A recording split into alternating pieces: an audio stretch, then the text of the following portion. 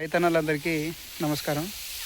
రైతు ఆరుగాలం పండించిన వ్యవసాయ క్షేత్రం ఏదైతే ఉందో వరి కోసిన తర్వాత ఈ విధంగా ఒక దగ్గర కుప్ప నూరుస్తారనమాట. పాతకాలంలో కట్టలు కట్టేసి ఒక దగ్గర కుప్ప నూరుస్తుంటుండే. ఆ తర్వాత దాన్ని వచ్చేసి గొడ్ల ద్వారా కానీ ట్రాక్టర్ ద్వారా కానీ కుప్ప నూరుస్తుండే అనమాట. తర్వాత రాను రోజుల్లో ప్రజలే చేత్తో వీటిని కట్టలను కుప్ప నూరిసి ఆ విధంగా ఏదైతే వరి గడ్డి ఉందో దీన్ని ఎండుగడ్డిని కుప్పలుగా పైన అంత సేకరించి ఒక ముఠాగా కడతారు అన్నమాట.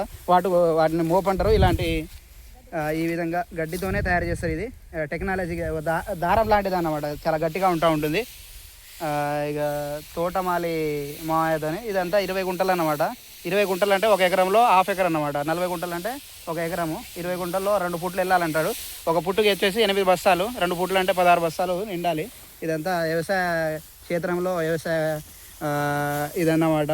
తర్వాత దీన్ని మనము ఇంటి దగ్గర తీసుకెళ్ళి కాలానుగుణంగా మిల్లుల్లో పట్టించి రోజు అన్నం తిని జీవిస్తూ ఉంటాం. ఎందుకంటే రైతన్న లేనిదే మనం అంతా జీవించలేము. దేశానికి రైతే వెన్నుముక.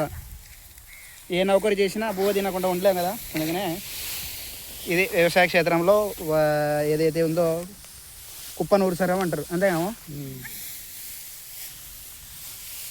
జై జవాన్ జై కిసాన్.